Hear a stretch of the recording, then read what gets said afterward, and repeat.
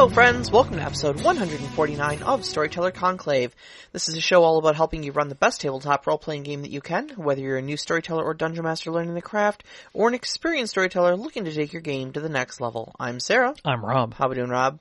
I have kitties. You have kittens. I have kittens. Oh, they're babies they are upstairs babies. Right now, and they are soft and warm and cute. They are very much that. One is doing better. She came home with a minor issue, and we're tending to her. But little infection. Yeah, we're taking her to the vet and getting her taken care of and stuff like that. Yeah, excuse me. So she's wearing the cone of shame. She does have the cone of shame, and her sister really wants to play with her, and we're trying to be careful. She's being a trooper, though. She is very much being a trooper. So yeah, lovely new additions to the Storyteller Rob family over here. Yes. Welcome them in. I know they will be monsters in one of my games at some point. I know y'all are going to ask. It's Isabella and Contessa. Yes. Contessa is the cuddly one. Isabella is the adventurer. So. Yes.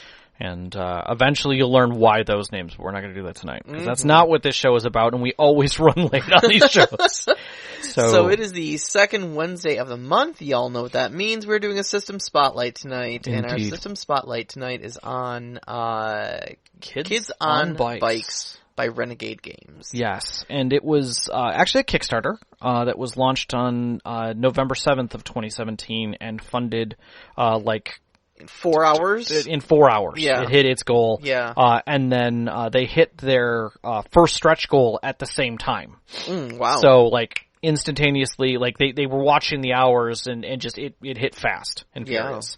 But they actually unlocked, I want to say, 11 levels of unlocks, which included tons of modules and expansions and extra decks and things like that. Matt Koval actually has a module in it called Strange Things at Circle Q. He did that one. But there's a lot of other authors in there that if you look through some of their other works, I could list them. And I started looking through, I'm like, oh, that guy did that, or this person did that. And It's like, okay, these are really cool. And it was a lot of fun to see all the different things. But there's a lot that went into it. And then it was formally published in 2018 when everything came together, and that was with Hunter Entertainment. And in 2019, it was a gold winner for Best Family Game for the Ennies. For the Ennies, yeah. Yeah, which it deserves it for the kind of quality that came out of it. Yeah.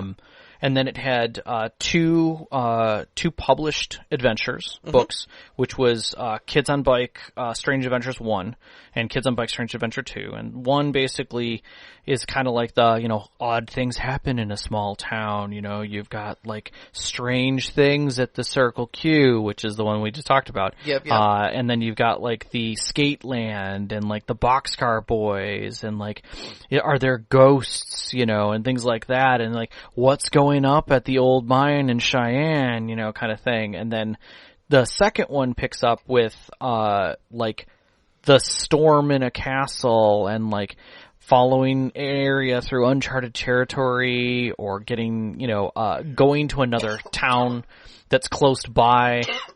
Excuse me, I'm sorry. And then in that one, you gonna be all right over there? All right. You're supposed to actually breathe air and drink water. Not you had to think about it for just a second there, so because I just did it wrong. Yeah, so but it expands onto the story a little bit. So sorry. And one of the pieces in it that I thought was hilarious is dads on mowers. Dads on mowers, I absolutely love it. Kids on books, students on on scooters, kids in tunes, and kids on motorcycles. So there's some other pieces that kind of press out from there.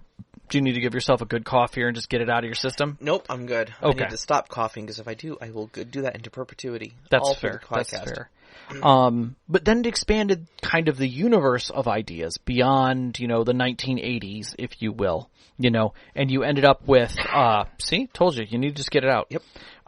You had Teens in Space, which is where you're trying to, handle your ship, with a kind of an odd lighter Firefly feel to it, and asks because everything's always breaking. Kind of a thing, Sure. And then Kids on Brooms, which was you brought that one up to me originally when we were talking about Kids on Brooms was actually my first experience with this game system. Yeah. Because Dimension 20, which is through College Humor on their channel Dropout, story told by Brendan Lee Mulligan. However, but he handed off for this one. This series was actually handed off to Abria Iyengar, who also did Exandria Unlimited. Yes, for Critical Role. Yep. It was called Misfits in Magic. Brendan was actually a player there, along with Erica Ishii, Danielle Radford, and Lou Wilson, and it was fantastic. Yeah, I would say go if you're interested at all in after we're done with this. Go watch some of it. You don't have to watch all of it, but watch some of it to get a feel for how the gameplay and the general movement. Yeah. Because it really does a nice job of, because you watch Critical Role and you do see D&D in it, but it's not as transparent. In this, because the rules are so light, it is very transparent. The rule system is very transparent in it. I did note that. But some of the stuff that they had done after that was before the game even hit, they had an Ashcan edition, which was basically an early access ultra light, but it had 90% of the rules in it. And it was, it's almost, it's such a rules light system. Yeah. I can't even imagine what a watered down version of this even looks like. It would be like a burger stand being like, here's our normal hamburger. It's an early release of our ultra mega cheeseburger, and you're like, ultra mega cheese. You add cheese to it, Yeah. There's just a little bit of special sauce, but that's optional. Yeah. And then you had the free RPG Day edition, which effectively was the game again. And basically quick started you with pre-made characters right into the game, which was great. Yep. They then released the Kids on Bikes playbook, which came with the Kickstarter with a few extra things that had tropes of the pre-made characters. It kind of offered you a quick way to get through your session 0, fast. Yeah. And then, up there as well, you've got, fillable character sheets for all of the different genres. They have the adventure for Dads on Mowers, the sheet for that, which I thought was hilarious. I have to see that. I have to see that. It's kind of amusing, but again, it still fits everything and kind of gives you that idea that you can step beyond Kids on Bikes, which gave me a ton of ideas. It's such a flexible system. But they had tons of other resources already there. Ship logs, maps of city, class schedules for both the regular and the magical school. And then you can buy the power character cards that we'll talk about later with the mechanics. So that effectively it's a one-stop shop for the whole system. It's not like you have to go digging through Reddit or find people's posts to find this special version of whatever. They thought of everything that you would naturally need and gave it to you ahead of time before the game released. Yeah, absolutely. Which I was like, damn, that's love. Yeah. That's a direct love for a game, which it blows my mind that more people don't play and enjoy this system for how much they gave to the community after we made we covered our assets, we did everything we wanted, we gave you extra. Enjoy. Yeah, I think just talking about the wider RP community in general, I think there's definitely still a contingent of people who don't know that there's anything outside of D&D, which is one of the reasons why you and I decided to do these system spotlights. So much because we very much want to we vowed to make this show system agnostic, and we wanted to bring all these other great systems to you, and didn't want to make this another D&D podcast. Yeah. We're hoping when someone listens to this in 2067, they're like, "Oh my God, there are other systems." Well, I remember one of the first conversations I had with Knox in the Box about role playing. Yeah, was he had actually introduced me to Critical Role very early on. It was 10 episodes into the first campaign. They were fresh out of the box, and all still so young and innocent. And he was like, "Hey, this looks pretty interesting. Would you run a role-playing game for me?" And I was like, "Sure. Which role-playing game do you want to play?" And he's like, "Which? There are choices?" I'm like, "Yeah. Do you want to tell a sword and sorcery story like Dungeons and Dragons, or do you want to do superheroes or space or something contemporary with horror. magic or horror? Are you into Lovecraft?" And he's like, oh, we need to have a bigger discussion than, You've given me too many choices. Right. I'm scared now. Yeah. So, yeah, I mean, like, when we look at things like this where it's like, I'm surprised this isn't in more hands. Like, man, like, the best we can do here is these system spotlights and really just kind of shine us, Yeah. sound the alarm on it and get people thinking about it. Well, let's get some people interested in this one because I'm interested in this one. I love that these always make me more interested in these systems. All right, so we'll start by talking about like the world building, the setting, the theme, kind of what the core of what's the story is. Flavor? Yeah, what's the flavor of this game? And let me start this by asking you: did you watch Stranger Things? A bit of it, not all of it. A bit of it. Okay. So I think I know the flavor. I think I've seen the first 3 seasons, something like that. Maybe I think two. I think I watched through most of season 1 and got some highlights in season 2 and some in season 3. I definitely watched the first 2 seasons. Okay. I don't remember if there was a third season. If I watched that, I think I did. I don't remember. Sure. I lost track of it and I haven't seen it in a while. But that's, I mean, if I were talking to a modern group of people who are hip to what's on Netflix and stuff like that, sure. I would say this is Stranger Things, the role-playing game, in a lot of ways. But it's flexible in that it can also be Goonies, the role-playing game. Oh, totally. It can be, it can almost feel like, Scooby-Doo. Yeah. In a lot of ways. Like, I mean, do you, and I say this in a neat way, but it's kind of a stretch for even this game. Sure. But, do you like the Percy Jackson stuff, where it's a bunch of kid gods doing things? This could kind of fit in that same kind of feel. Anytime you've got a budding group of people who are underdogs, dealing with an oppressive force on the outside, and they're dealing with their issues. Lower Decks even kind of fits this to a certain degree. Yeah. Where you have that gap between between what the world is really like and where you sit on the scale and what you could affect, but you could still get things done and it's really cool. Yeah. But I think like part of the big part of like the setting of this is that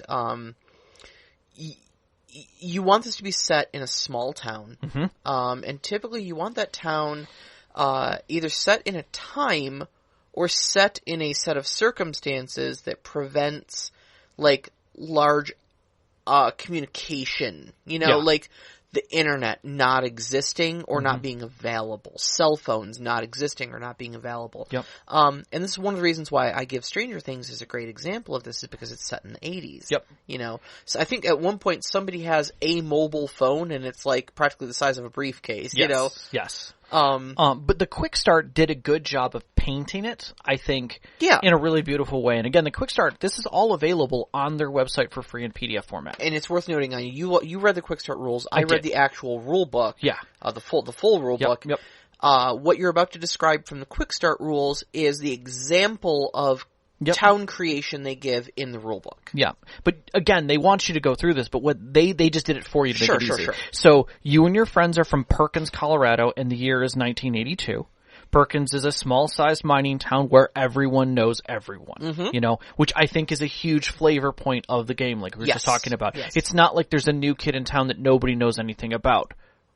That's not the case. Everyone knows everyone in some way. You may not know them as a friend, but you know of that kid. Yeah. The local high school, is Perkins High School, and their only thing they're pretty good at is football. They have the Cougars. Go Cougars! There we go. And nothing else, really. The middle school, where you go to in this setting, is a cesspool of hormones and homerooms. And it is John Smith Middle School, and no one has a clue why it's called that. And no one really cares. And then there's not much to do in Perkins. There's an arcade that literally just went in, because it's 1982, and that just happened. Yeah, you got Pac-Man there, man. Yeah. And that's pretty good. I mean, you could go check out the abandoned mines, and those are scary. There's the water tower. Yeah. There you go. That's it. That's a landmark. That's it. But one of the things that they want you to do immediately is, even though they've given you the setting, they immediately want you to start getting into rumors. Oh, because it's a small town. Yeah. You don't have social media yet, so all your gossip is water cooler talk and at the supermarket cash register. So because of that gossip in a small town where everyone knows everyone, the gossip you're creating may or may not be true. There may be a hint of truth to it, but you don't even know as the player. You're just coming up with gossip. Yeah, the storyteller is greatly encouraged to listen to all of those rumors, decide which ones are true, which ones are not true, and the ones that aren't true, decide what the truth behind them may have been. Yep. And how it may tie into the plot. For instance, if the rumor is the principal and one of the teachers are having an affair, well, maybe they are meeting in secret, but it's not for a tryst. It's because they're part of a demonic cult. Yeah. Or maybe the principal figured out that the teacher is not actually a teacher and everything's been faked and they're really an FBI agent.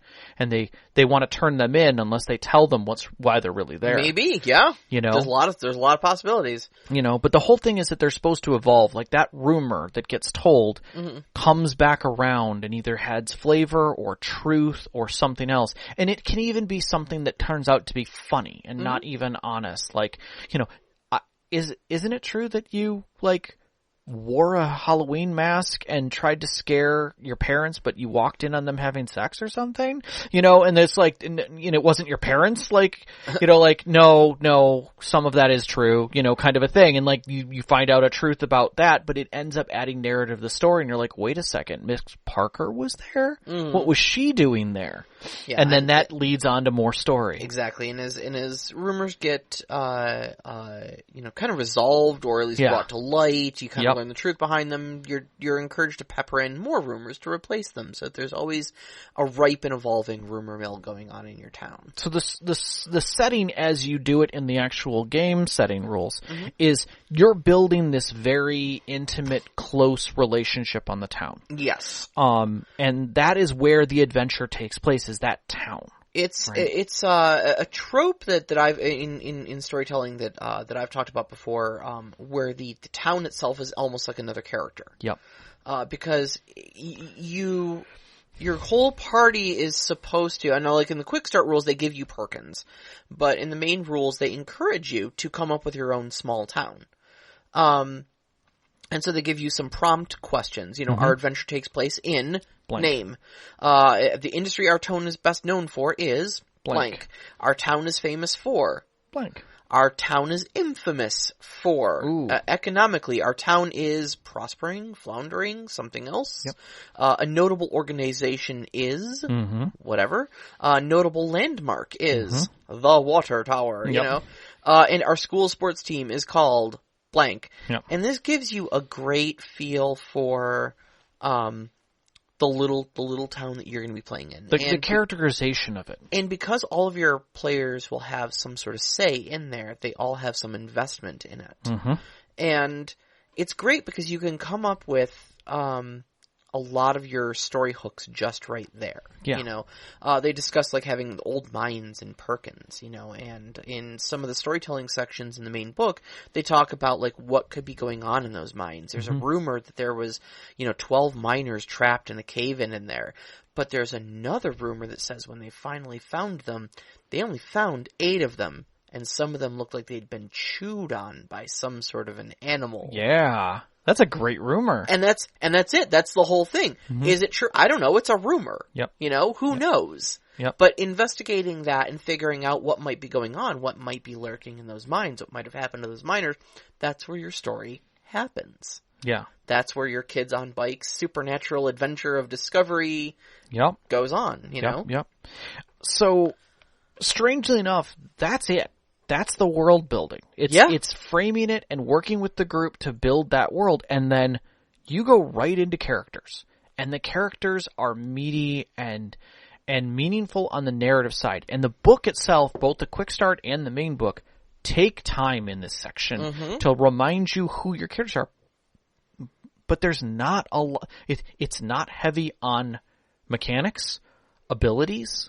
It's talking about who the character is. Yeah, this is going to be one of those weird instances. I always feel a little bit odd when I am doing a system spotlight for a game system that's super rules light like this, because it's how do you play this game? And then in 5 minutes we're done. Feels like it, yeah. Yeah.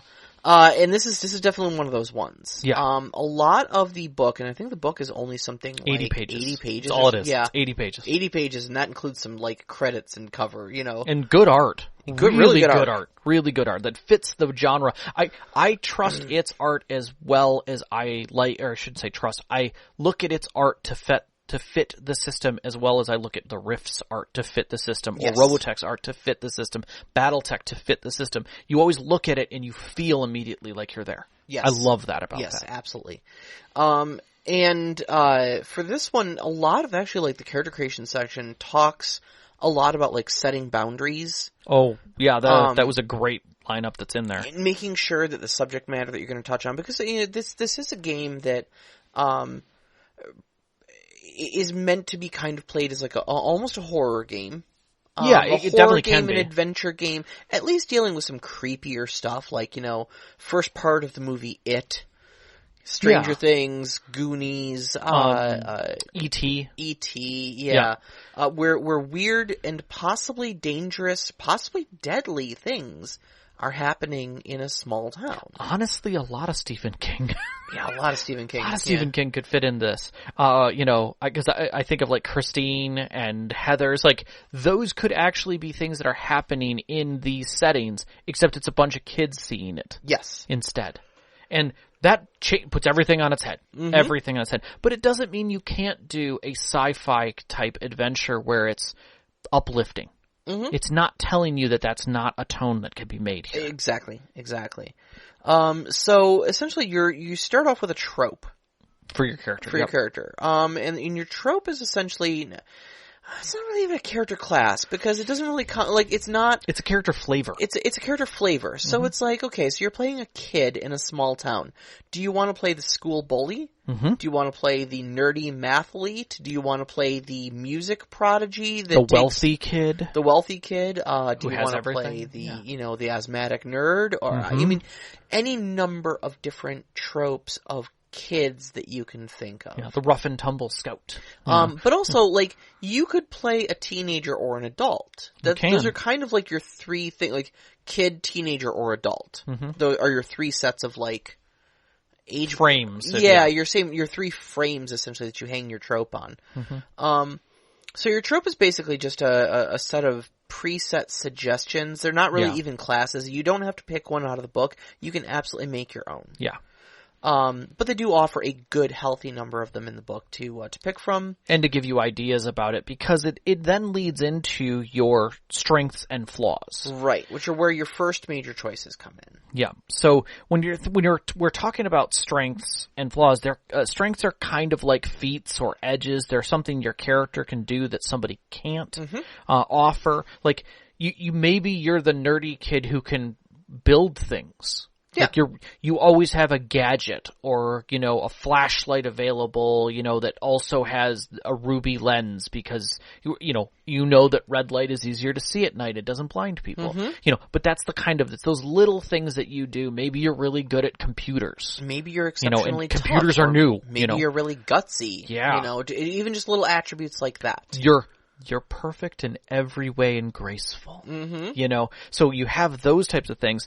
And because of that, you aren't challenged when doing things that are related to it, you know? How about I give you a knuckle sandwich and you're the bully? Like, that's your thing. Yep. You know, suddenly somebody backs off, you know, kind of a situation like that.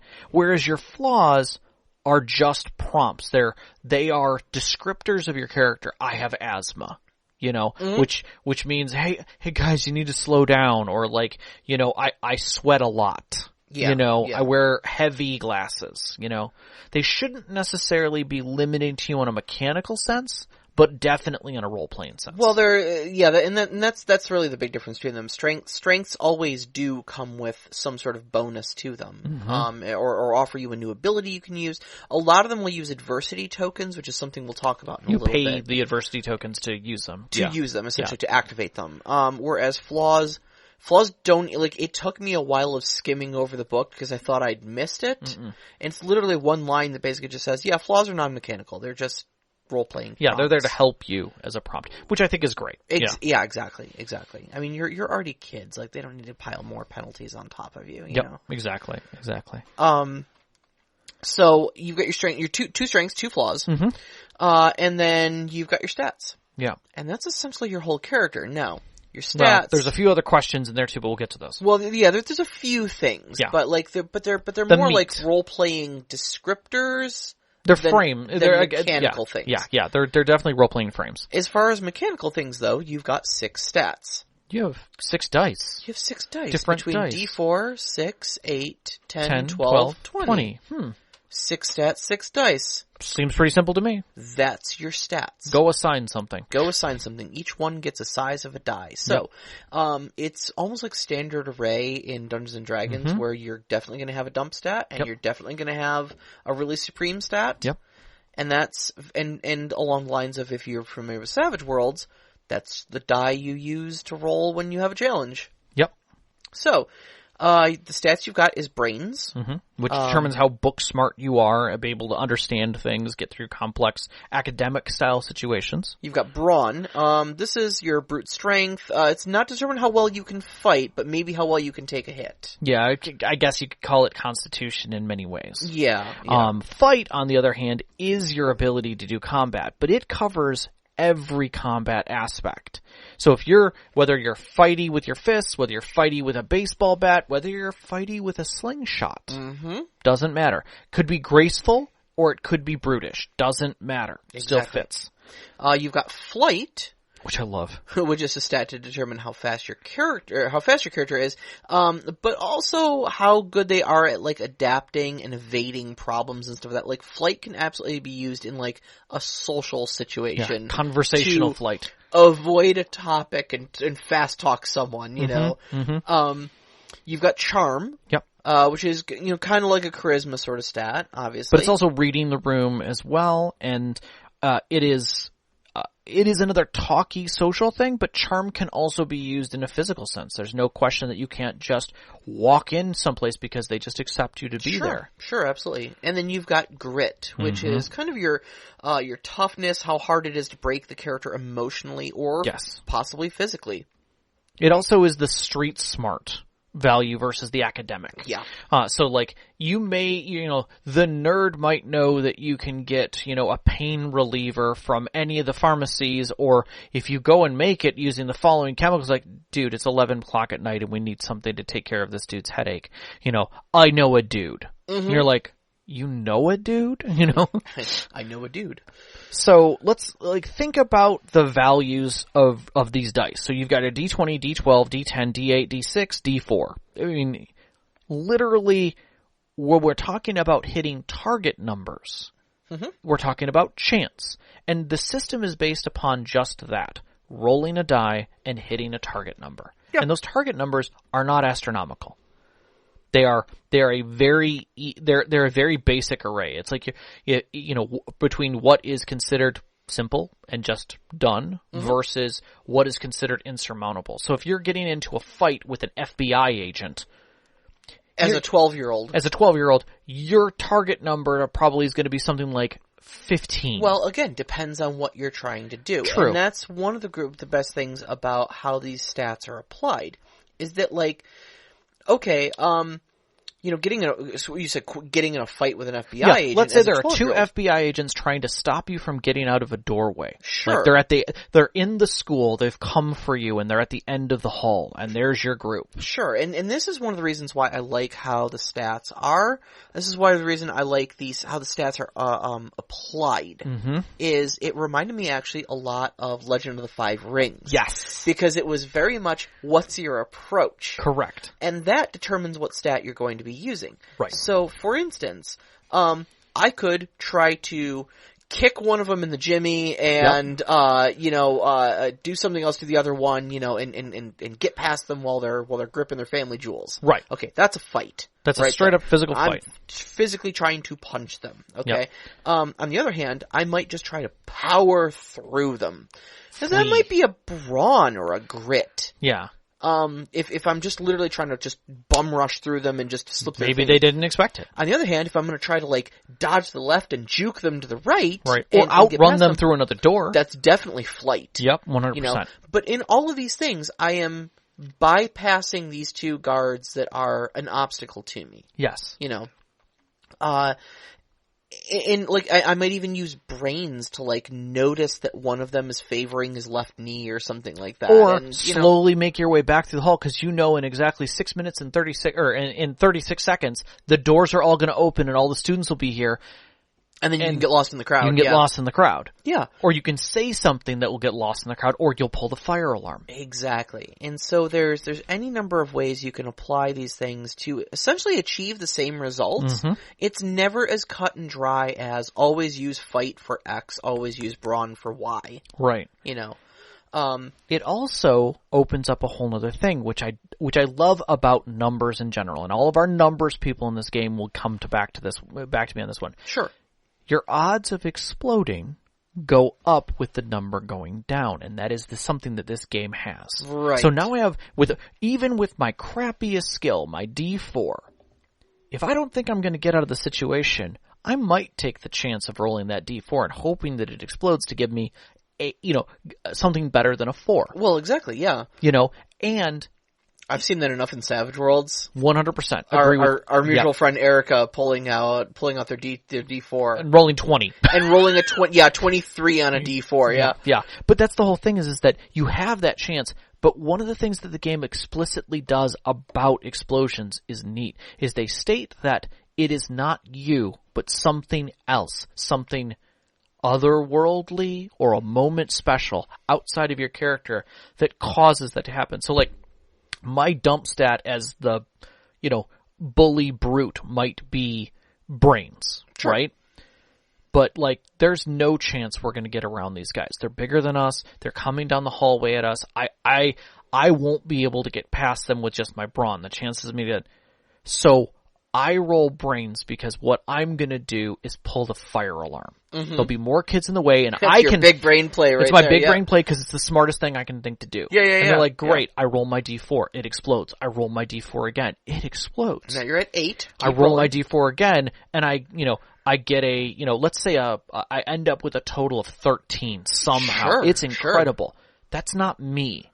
When I pull the fire alarm, though, somehow there's a confluence of events that occur. Unfolds. The doors open, the teachers rush out, the kids get chaos because maybe we haven't done a fire alarm session at the middle school yet, so all of the younger kids from the elementary school don't know what to do, and they just start running, and it's chaos. Yeah. You know, and everyone's screaming, and now you've got the 2 FBI agents there who are trying to deal with and it suddenly works out. That wasn't me. But it was a moment that occurred. Pull the alarm, right? Yeah.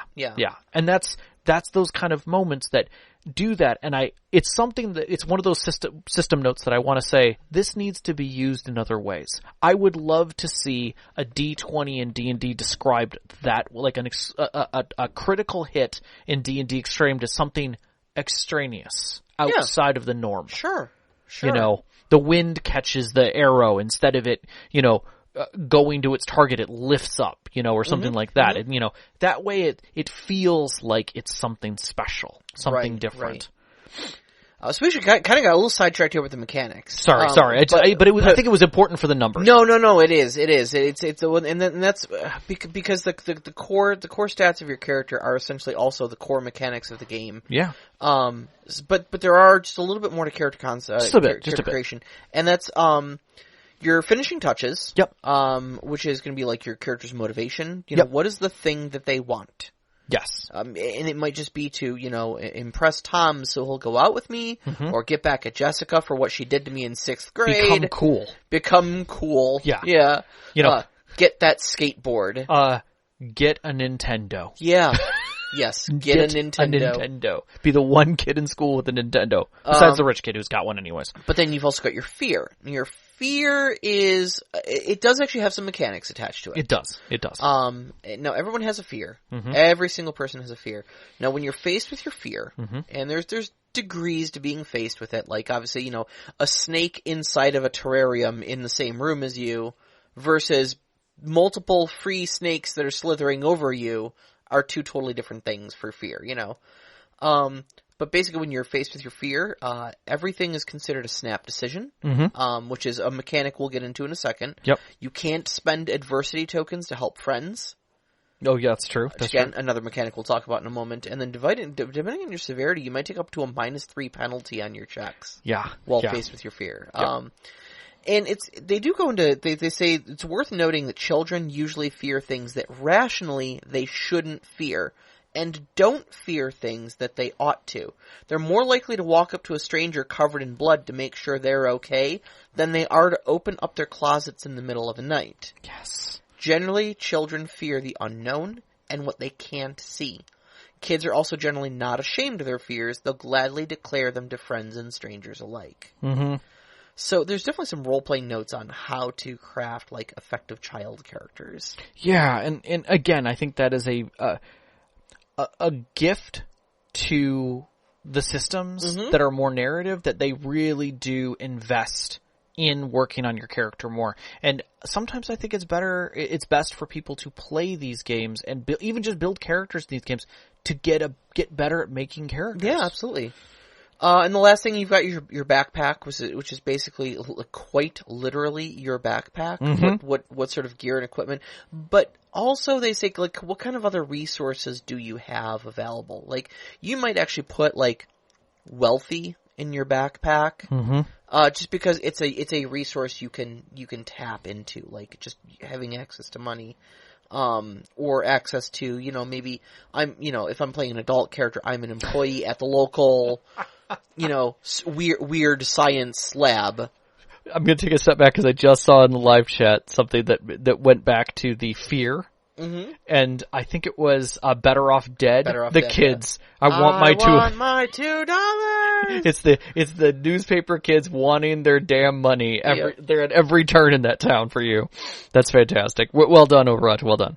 But it's talking a little bit about the great takeaways you've got for character creation from this system that you could easily import into other systems. Oh, so much. Is introductions and questions. Yes. Yes. A large part of your character creation there's a number of questions.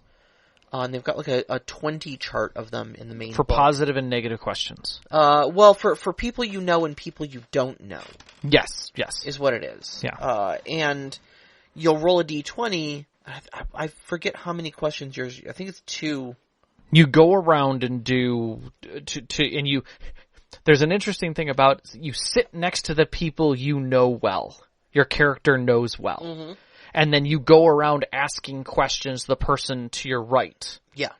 To get to do that and then answer, I think, the other direction. But I can't remember how those rules excited. But you're doing this so that, like, maybe you're sitting next to your best friends, you're going to ask them a question, but the person next to them doesn't know you as well, or doesn't like you, maybe even. Yeah, maybe. And will ask you a tough question, like, what trait about this character that they despise do you appreciate? Right? Versus what do you need to take? What do you need to take from this character for their own good? Yeah. It's like, oh Lord, there's some deep questions in that. And it's great because by the time you're done going around the table, even just once, you've got a really good feel for not only who these individual characters are, but what the relationships between them are. Mm-hmm. And by doing that 1 or 2 times, you've now got, basically you've solved that problem that I usually have in a lot of like D&D games of like, okay, well, you're an established adventuring party.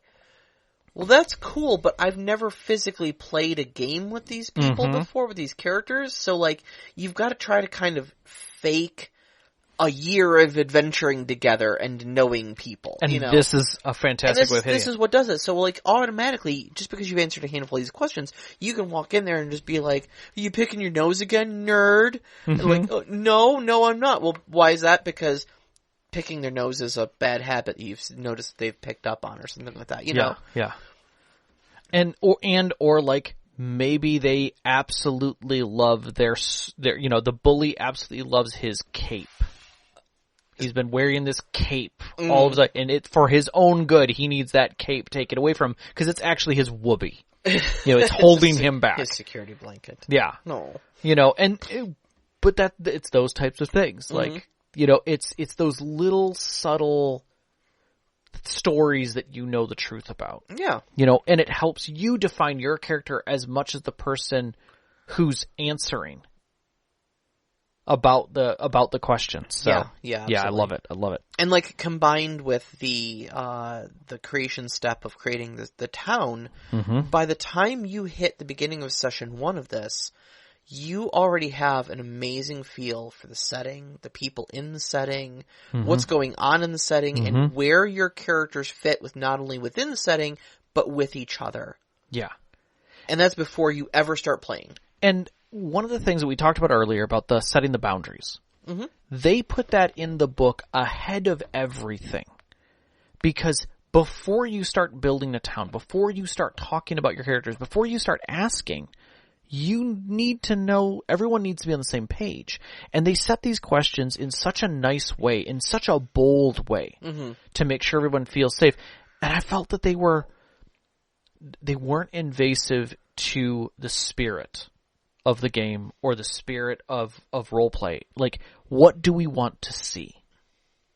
It's a simple question. It's a good way to ask what kind of experience and excitement, the types of things. Is it a mystery? Are we solving something? What are we okay with? I mean, most of the time we talk about things that we're not okay with. But you've got to open that door. You've got to find the soft boundary of, okay, I'm neutral about, that we have blood in the game. Doesn't bother me at all.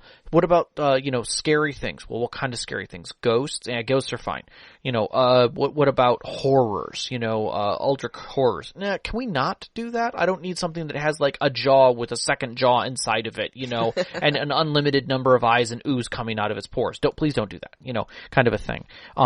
What do we want to gloss over? Okay, everything you just did right there and extrapolating the disgustingness of this, can we gloss over that and just say it's a horrific thing? Yes. That thing. Don't talk about the spiders. I don't need to know. You can say there's a spider in the room. That's good enough for my character to know he's fearful of it. Right. I don't need to see the glint in its 8 eyes or the hair on its legs or... Don't explain to me how I'm being bullied, please. Never explain that. Just say he is totally picking on you. Yeah. Or they're totally being picked on and it's exceptionally rude. And one of the things too that they did make a point of too, because I know this was a concern when we talked about our child adventure genre that this squarely fits into, is basically using the setting and or the time period as an excuse for bigotry. Correct. And there's that impulse to go, oh well, that's just how people during this time would have talked or would have treated you. Nope.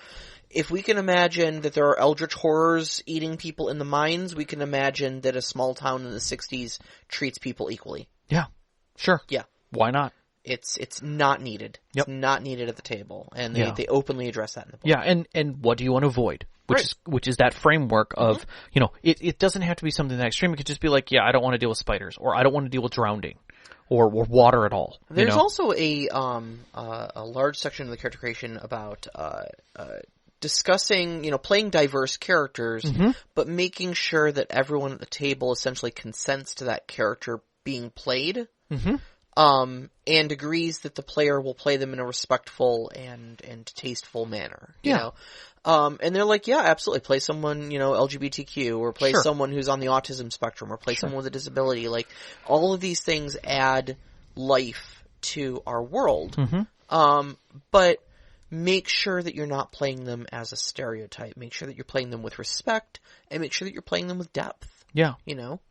And if everybody at the table doesn't agree that you can do that with taste and respect, then the table has the right to kind of veto your character. Yeah. So maybe it's time to step away from that and pick something else. Because it's a group storytelling thing. Yes.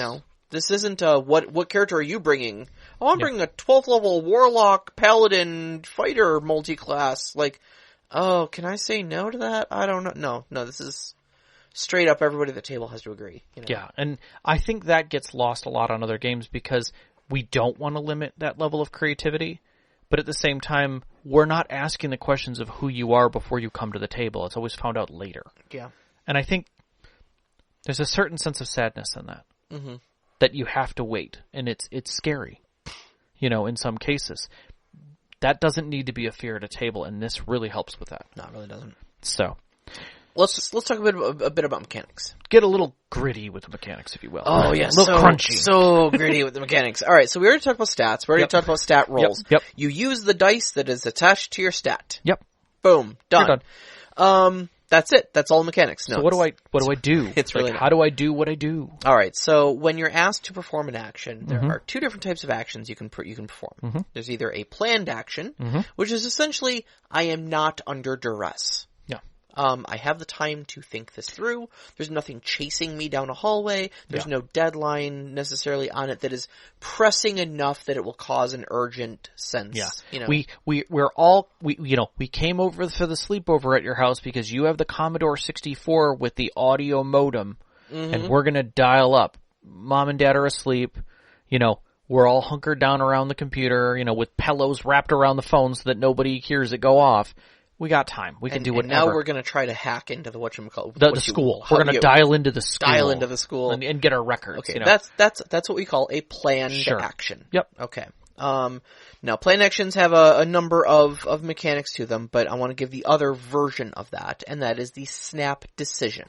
Okay? And snap decisions are skill rolls you need to make while you are under duress. Okay? You're in the school, and the security guard is walking around, and you can see his flashlight flicking down the halls, and you have to type as fast as possible because you don't know when he's going to check in your room. Okay, that's a snap decision. So, fair. The difference between the two of these, basically, now, whenever you fail a roll, you're going to get an adversity token. Okay? Adversity tokens are going to, I know I'm skipping around a little bit. It's fine. Adversity tokens are going to essentially just sit in front of you. You can use like little glass beads or pennies or something like that to denote them. And they can be cashed in 1-to-1 to add a bonus to your roll. You earn them for failure, so you will always get something for failing a roll. During planned actions, you can use these tokens to bump your roll up. So say I fail it by 2. If I have 2 adversity tokens sitting in front of me, I can spend them. Succeed. Now I succeed. Friends can also spend their adversity tokens to help you. Yeah. And there's no limit to this. Like during the Magic and Mischief on Dimension 20, we saw them like a group of people pool together like plus 10 worth of tokens or something like that to get through something. On somebody. Yeah, because they just needed that much help. You have to then describe how you're assisting the roll. Yeah. But if it's possible to do so, planned actions, friends can help. Snap decisions, they cannot help. Right. And that's kind of it.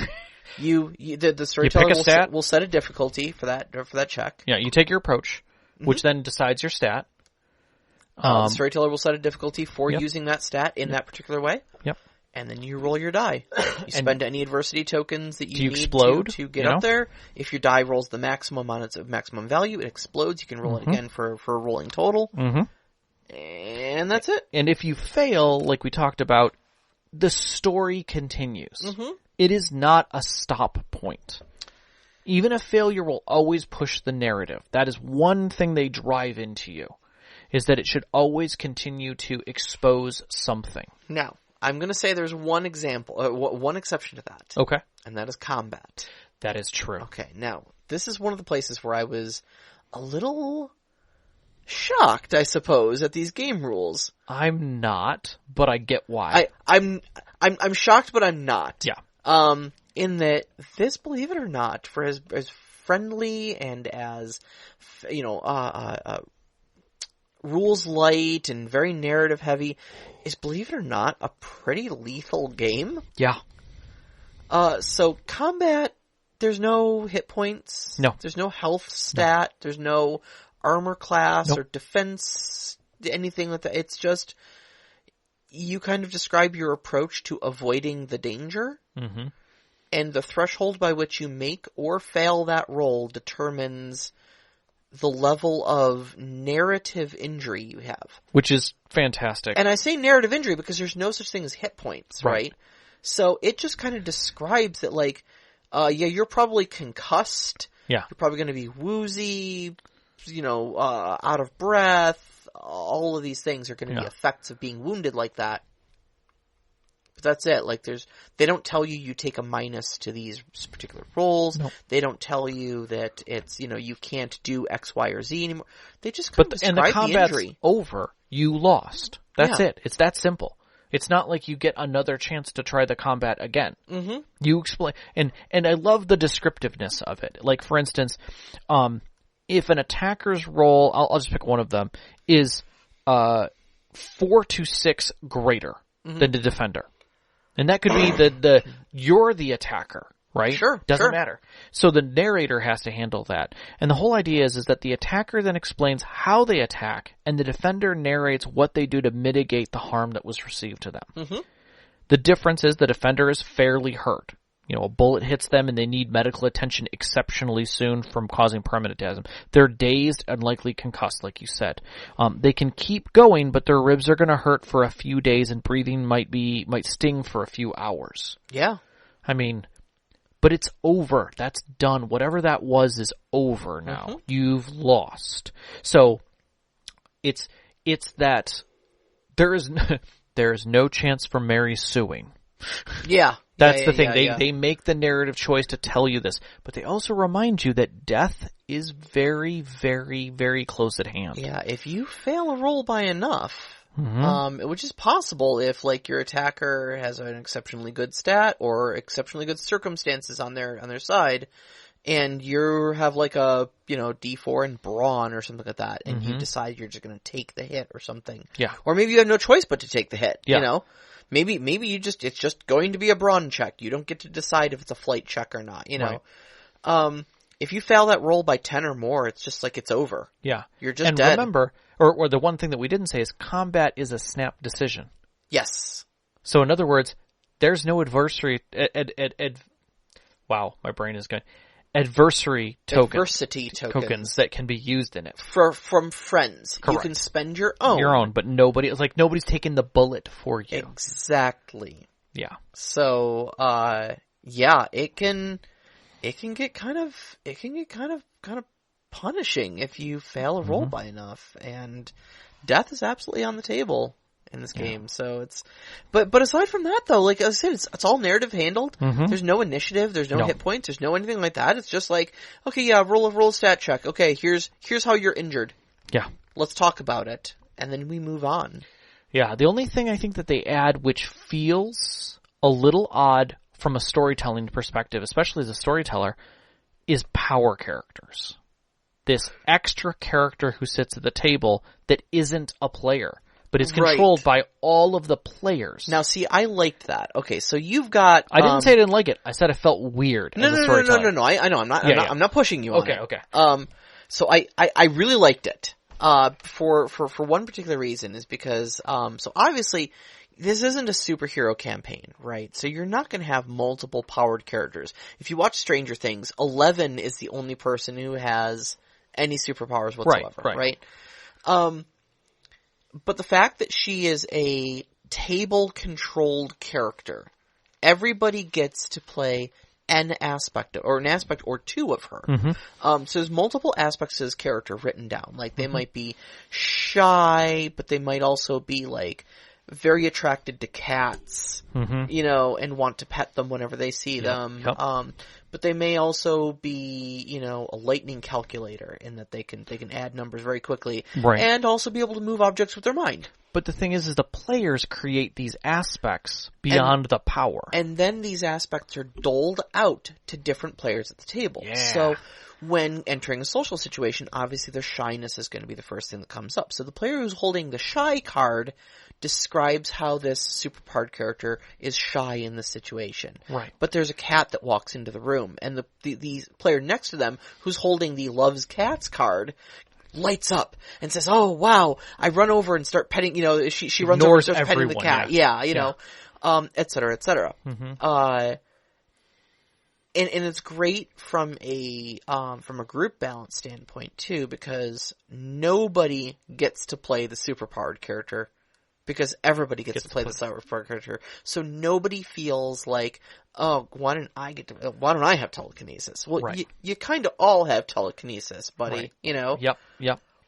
And I think it's neat that you have that aspect, because I could, and the one thing that I got was in the space one, you could totally do like a Lost in Space thing where it's where it's the robot. Yeah.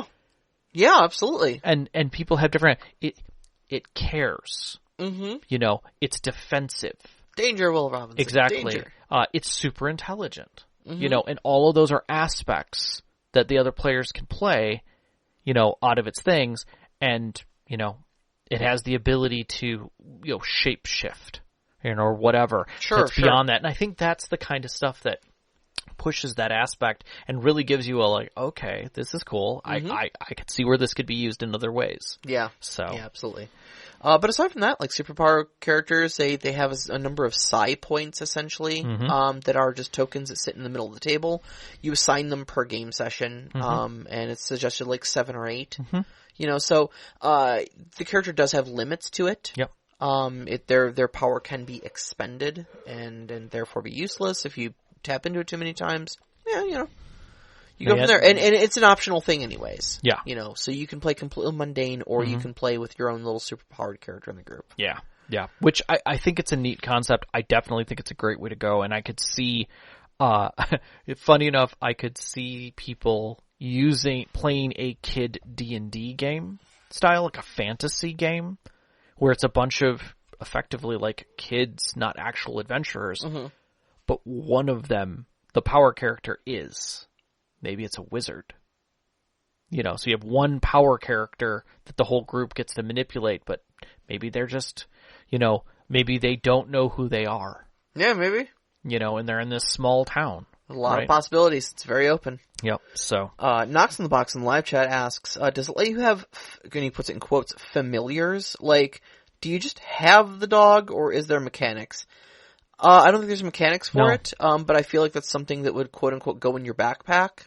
Yeah, that'd be one of your backpack things I would definitely say. Because again, backpacks are aspect of life. Like, maybe you always have your skateboard. Mm-hmm. Or maybe you always have your radio. Yeah. Or your Walkman. It may not be physically in your backpack, but your backpack's more a metaphor for resources you have on hand. Yeah, like... And you gotta keep in mind, too, that, like, the difference between a familiar and a pet dog is astronomical. Familiars are assumed to be, like, intelligent beings, like... Mm-hmm.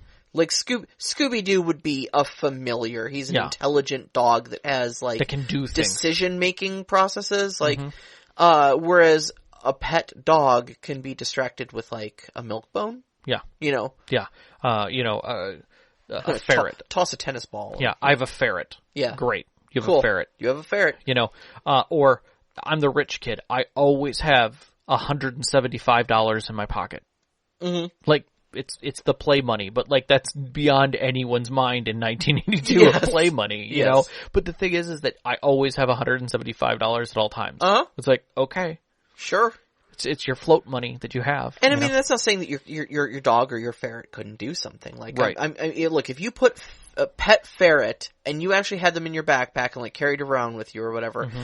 and you were like, okay, I'm gonna make a brains check. I'm like, okay, or like a charm check maybe. Sure. And like, I want my ferret to go grab me the key that is just out of reach because it is small and shiny, and I think I can get him to bring it to me. There you go. Okay, you know what? Give me a charm check to see if you can command your ferret to fetch the small shiny object for you. Sure. I'm into it. Let's do it. Or I'm the little kid, but I have a snake. You know, I don't have intimidate, but I'm gonna be cute and pull out my snake to surprise them. Okay, roll a charm then. I could see that instead and like maybe spook them. Mm-hmm. You know, does it succeed or doesn't it kind of a thing. So I like all of these light aspects, but yeah, I think that I think that they all layer the rules and the narrative layer so well in this. Yeah, I mean, I think the big takeaway from this is like, if you have any questions whatsoever that end in the words, "Are there mechanics for that?" The answer is no. There's barely mechanics for combat. Yeah, and I mean, aside from roll a check and see if it's over the number, spend adversity tokens as needed. Mm-hmm. There really aren't any mechanics beyond that. No. That's it. Yeah. That's the whole thing. Yeah, that's your game. And tell a story based on those numbers. Yeah. So, alright. What do you think it does well? Alright, well, first off, I am a huge fan of remarkably quick play rules light systems. Mm-hmm. Like I just said, that's the whole thing. Yeah. Roll your die, add adversity tokens as needed. This is totally a fireside game. This really is. Like, it's a little dicey, literally, physical dice, but it's fireside. Yeah. You could play with a single set of dice, add a round of fire. If somebody brought the 80-page rules, or quick start, with, that you could tear out the sheets for the characters, and you had one set of dice, you could do this on a camping trip comfortably. Absolutely. Comfortably. I would want to do this. Actually, I'm probably going to try this at some point. I think that the rules are exceptionally flexible to move well beyond kids on bikes. And it shows that time and time again throughout the way that the game system plays, that you could do a lot with this system. Well, I mean, it even just shows in their own material where they took this rule system and extrapolated onto kids on broomsticks, dads on mowers, kids in space, teens on mopeds, whatever they've got out there. All those things. So it doesn't hit a single market. It actually does the step up from that and says this is a system. Yeah. It feels very powered by the apocalypse, but at the same time simplifies that to a very comfortable narrative set. Powered by the Apocalypse, in frame of this, in the same room, almost feels like the adult. Yeah, yeah, it really does. Like you're trying too hard. It almost feels like a crunchy version of this. It really kind of does, and yet it has no dice. Yeah. And I would say the last thing I think it does really well is offers a lot of collaborative control to the players. Okay. And I think that builds a lot of player investment, getting them involved in not only their own characters, but the other characters at the table, the story, the setting, because they've helped generate it. Mm-hmm. They made the town, they generated the rumors, they controlled the superpower character, Yeah. So a lot of the narrative control is in the player's hands, and therefore I think a lot of the investment in the story is there. Yeah, I would tend to agree with you on that. I think my final thought on what it does really well is it gives, just looking through the rules or playing the quick start, and as either a player or as a storyteller, there's a lot of takeaways that you can pull to other systems out of this. Oh, yeah. Everything from how they describe handling X-card style things that are often kind of a challenging discussion. They make it light and easy to discuss. Yes. Yes. To taking full-on mechanics out of lifting them right out of the system, because they're not mechanics. They're narrative tool sets. Yes. Which is something that a lot of systems lack. They try to embed mechanics around the narratives, and this is like, stop doing that. Mm-hmm, mm-hmm. You don't have to do that. I don't have to have negatives. I can trust my player to say, you're wheezy. Yeah, exactly. Exactly. He knocked the wind right out of you. Mm-hmm. You lost. You ain't dead, Yeah. And now you role play that, and we move on. Yeah. Yeah. So I think that for me is my end of what it does really well. Okay. So where do we think the foibles of the system are? It isn't crunchy enough for your average role player today, I think. I think you run the risk that there's a lot of role players who want to win, and this system doesn't give you a dice win as easily in a mechanical sense, and it's hard to see that. It's hard to calculate. Yeah. And so you'll end up, any of your, I'm not going to call, I hate to use terms like points munchers or rules lawyers or dice monkeys. Well, no, but look, there are multiple different types of players. Yeah, you and I are both very narrative heavy players. If take our mouse guard game for example. Yes. It took us a lot to figure out how we were supposed to play that. But my character, for instance, became sick. Mm-hmm. During one part of the last leg of our story here.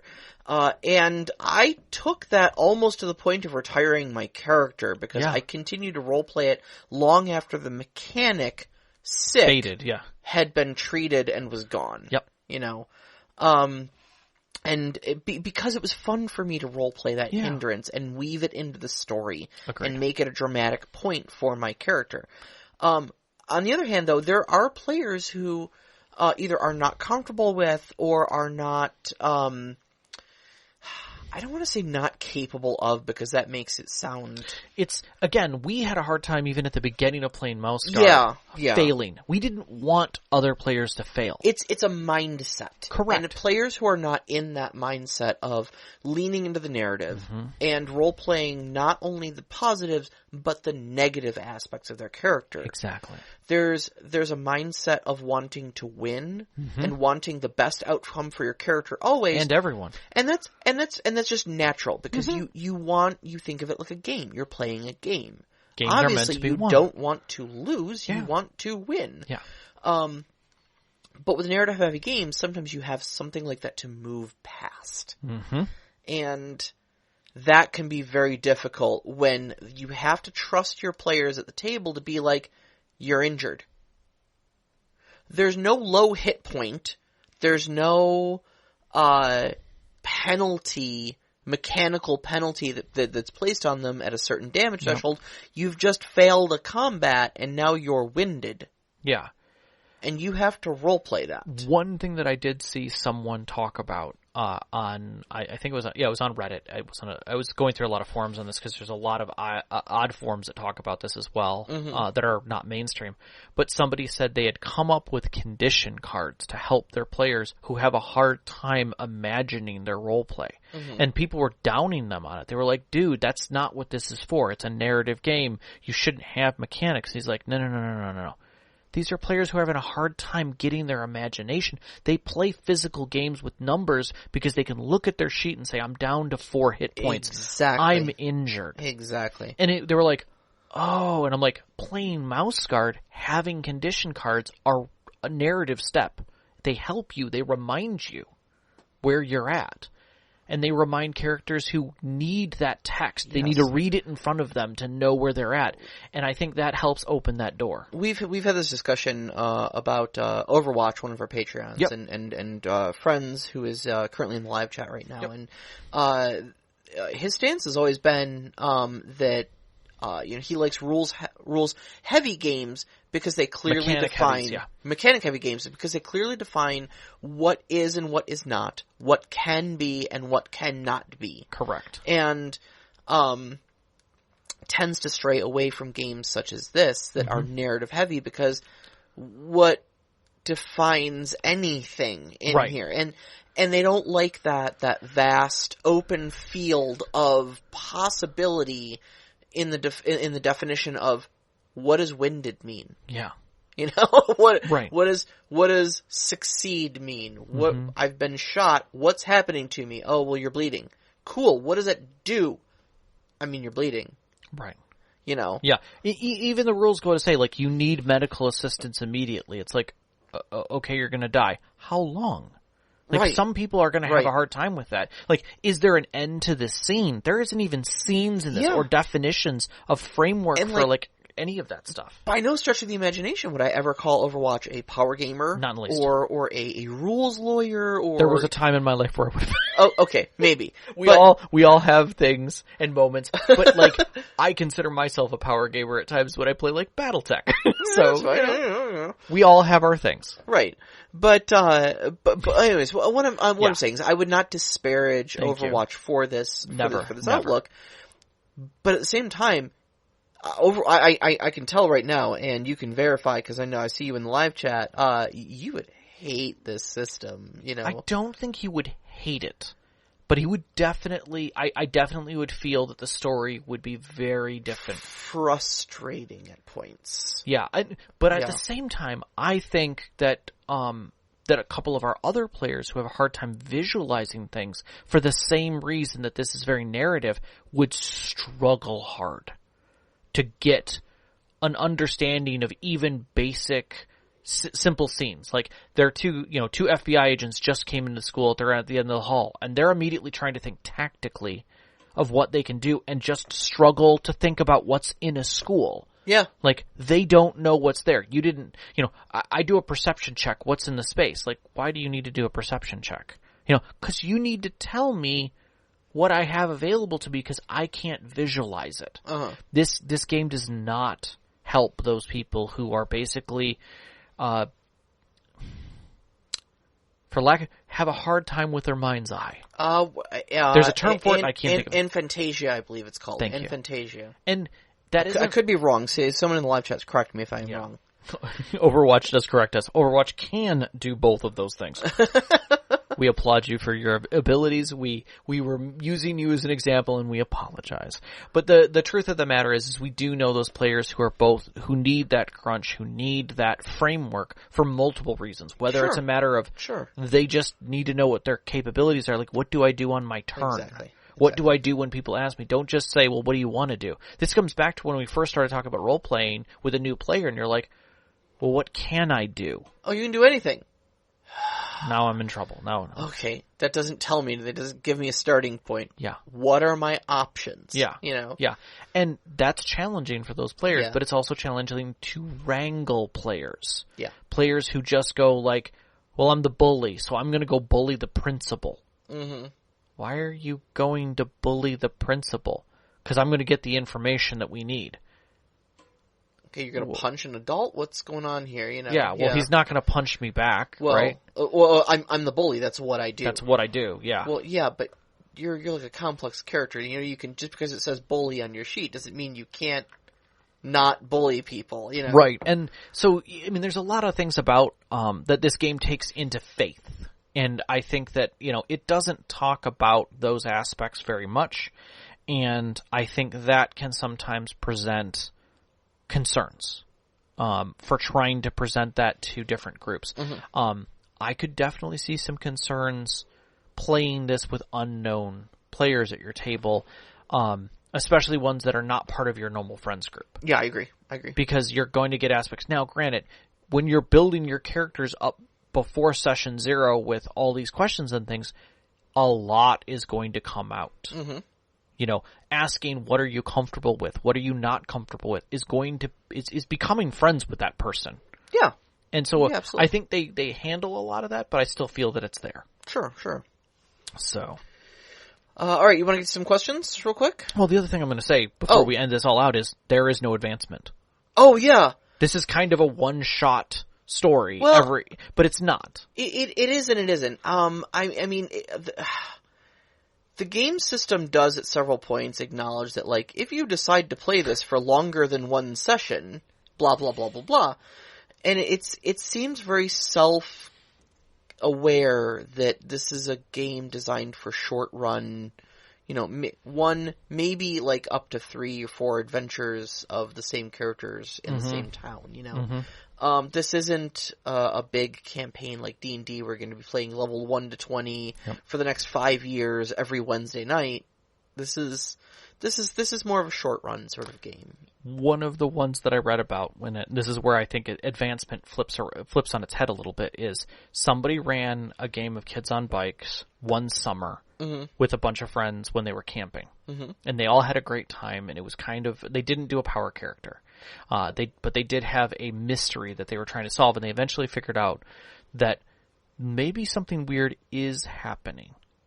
But everything that was unexplainable got explained, in a weird way. There was a bad person in town who was abducting some kids to do some testing on them. And in the end, they found out that, the person was just crazy. Sure. But then there was kind of also this question of like, but that didn't explain what happened at the water tower. Did Billy fly? Because he didn't die when he hit the ground. Mm-hmm. Like he was over on another building. So there was that question of like, is there... He then picked it up just this past year. Well, he said he was going to run a new game, and there was like, great. He goes, yeah, you're all adults now. You're in your 20s, and you all get a letter. It's Billy. He wants to talk to you about what happened. And they're all like, oh, crap. And so he reran the same town in the future. That's after they cool. were adults, and he's gonna write it up. The guy that was doing it, I'm like, that's a cool advancement. That's the kind of stuff you want to see. That's very cool. Yeah, it's like It meets Heroes. Very much so. Yeah, very much so. That's cool. That's and cool. He basically had the outline. And the thing is like all their original rumors got solved and stuff like that. So now they're coming back to the town, and for the rumors that didn't, there were still aspects of things. So, all right. So we do have some questions. Yeah. In fact, Overwatch has some questions. Did you want to start with Charles's questions because they're more system specific, or do you want to go with Overwatch? Yeah. Okay. Let's start with Charles's question. It says I played a 12-session campaign of Kids on Bikes and bounced off it for a few reasons. One was because the setting was collaborated. It felt like there were not really any surprises or mysteries or twists in the setting, since everyone already set them up at the start. But I think this doesn't affect most people who like the game. What accounts for the difference in perspective? Okay. I'll address that right away, I think, because it's kind of a two-part question. Yeah. So when you have a collaborative setting, the important part is, and this is very much like if you ever hand a character background to a storyteller, you've got to leave holes. Yeah, there has to be blank space. There has to be blank space for the storyteller to fill in things, and this is why, like, the mythical 12-page backstory of, like, the elaborate, family dealings and all the things that led to me being an adventurer, like, don't give me that. Give me one page with a lot of question marks. Don't tell me the names of characters. Tell me a man did this, or a rich woman did that, or, whatever. So that the storyteller can fill those things in and then reveal these things to you as a surprise. The rumor should be ambiguous. Exactly. The rumors should be ambiguous, and the rumors should be inaccurate. Is the principal sleeping with one of it's rumored that the principal sleeping with one of the teachers should not actually be the principal sleeping with the teacher. Yeah. That's not what's happening. Right. That's the rumor that came out of it. The truth of the matter could be anything from he was seen with a woman who looked like this, or he went somewhere where they were both, or any number of combinations thereof. And it's encouraged to tie those things into, the plot that's really going on. So, like I said, okay, so apparently, this rumor got started because the principal and the teacher are having clandestine nighttime meetings. Because they're part of the same satanic cult trying to summon a demon. Right. But people who don't believe in demons are like, oh, that's a tryst. Right. They're definitely sleeping with each other. Right. But, like, no, really. Yeah, because that's the weird thing that's going on. Yeah, because that's the weird thing that's going on. And then when you're like, oh, crap, I thought you two were sleeping together. No, we're summoning a demon. What did you think was going on, God, I hate her, and she's like, I'm a married woman, Right. We've got principles. We're summoning demons. But aren't you summoning the demon because he's going to, take over? He goes, oh, yeah, he'll kill my husband, whom I hate. Right. But I'm still a married woman. I have values. Exactly. And that's where the twist lies. That's why having a collaboratively created setting with the rumors and stuff like that shouldn't ever spoil your surprise, because it should just be a starting point for where the storyteller then says, right. Okay, thank you. I'm going to work with this. Yes. And peppers in all the good surprising stuff. Exactly. So the second part is, how does changing the size of the die used in the skill affect the feel of the game versus adding bigger numbers to the same die? Consistency, I think. Two things for me. One, different dies have very different mechanics up on how their probabilities go. Yeah. So you've got a D20 for your strength. You're really strong. You might roll a 1. You have a huge chance to roll something above a 10 over a D10, but it's still a 50% chance. Yeah. If I need to roll higher, if I'm just looking to roll a 5, rolling a D20 isn't the greatest thing to do. Yeah. So that's the change there is that you do have risks that go along with the rewards of larger dice, and that puts that whole min-maxing on its head. It actually puts the dice back to what they do versus just saying, everything rolls a D6 and you're either at a negative or a positive to it. And at that point you're like, well, then if I'm at a positive, I'm never not going to be good at this. Ever. Yeah. And that's the thing. It's just consistency in your numbers. I have to fail. Yeah. If I'm always adding a +4, I'm always at a 5. You literally can't give me a number lower than a 5. Right. But on a D20, with a no flat modifier, I could still fail that. I've still got the best stat in the game for it, But there's still a 5 and 20. That's a 25% chance that I'm going to fail this, which is significant when you take it then down to a D12 and ask yourself the same question. Exactly. Yeah. Exactly. And when your D4 needs to explode for you to even have a success at that, yeah. Yeah. So, I mean, so that's where I always look at numbers and skills and bonuses and stuff. Get it back to the basics. Yeah. If you really want to create a true level of risk and reward. And I think another part of that, too, is just mechanics. It's just easier to remember. Roll the D20. Read the number on it to the storyteller. Is it higher than the number that they said? Yeah. Do you want to add some adversity tokens to that? Let's do something. Let's do something. You know? Yeah. So it has that heroic element. So. But you know, it's just that one extra little step, like I've seen, you know, in like D&D of like, okay, well, I rolled a 15, but let's see here, what am I adding to this? Hold on. Nope. Oh, hold on. Where is it? It's on my sheet somewhere. Hold on. Oh, it's not on this tab. Where is it? Oh, wait, I've got that power there it is. that I can use twice a day. Plus 7. Yeah. Wait, no, plus 8. Yeah. Yeah, plus 8. And, what did I roll? A bonus. A 15? Yeah. Okay, and now we've established that you've rolled a 23. Right. You know, that sort of thing never happens in this. It's quick gameplay. I rolled a 3. And that's my number. Right. You know, so... Yeah. So, let's get to Overwatches. Alright, so Overwatch asks, what is your strategy of attack when learning a new game system? I would say before I had a very different strategy. I think since we've been running the show, my strategy has moved to look at a system for its feel. So if I'm going to learn a new game system, I need to learn why. Yeah. Is it a tactical system? Is it a narrative system? What is it trying to do? Yeah.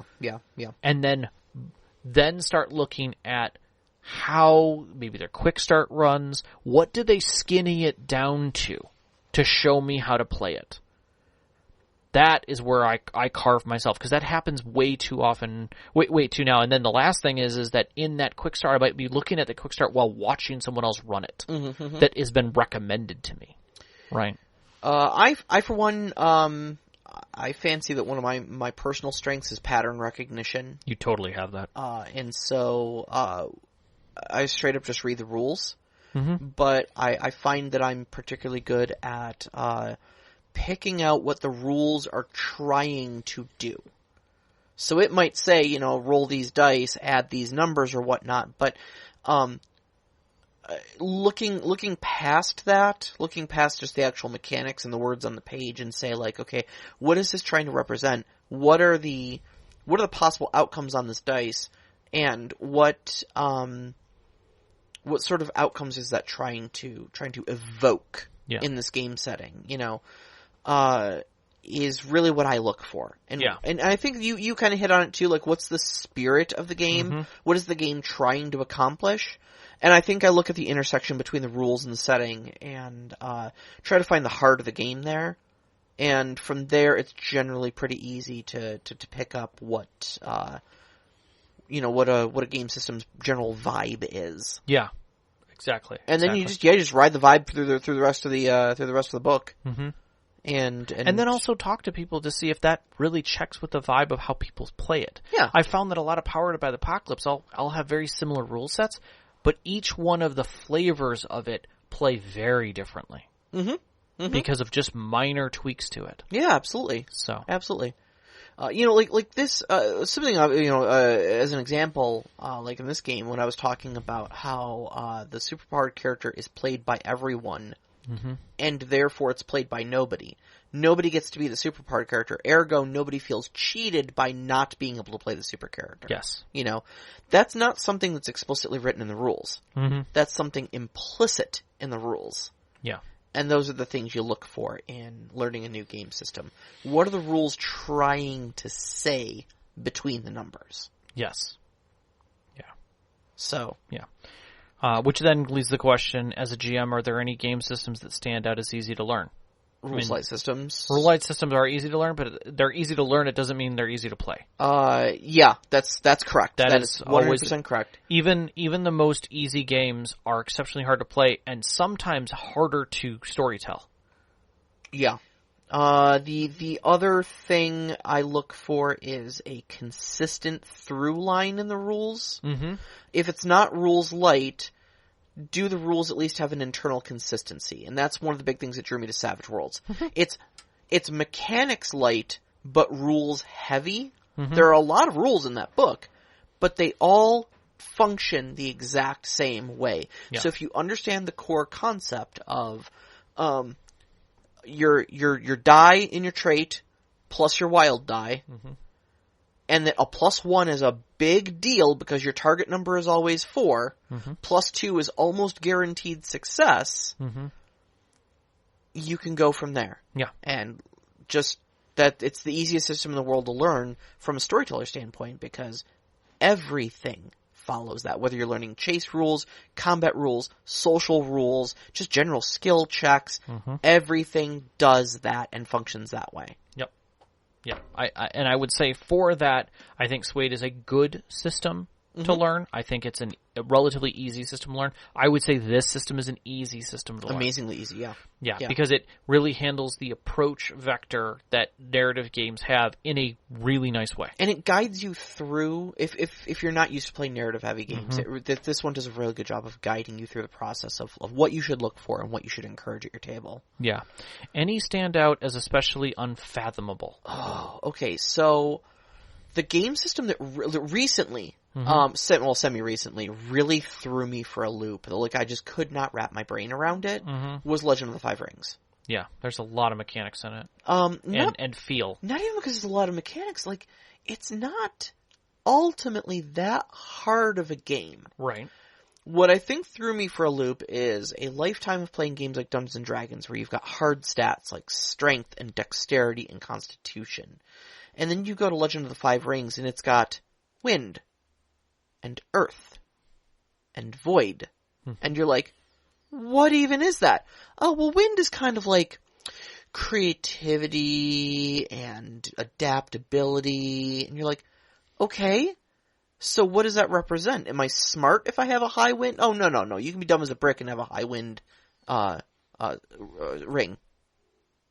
Okay. It just means that you're good at adapting to new situations. You can be dumb as a brick and very adaptive. Okay. It's just your approach. Okay.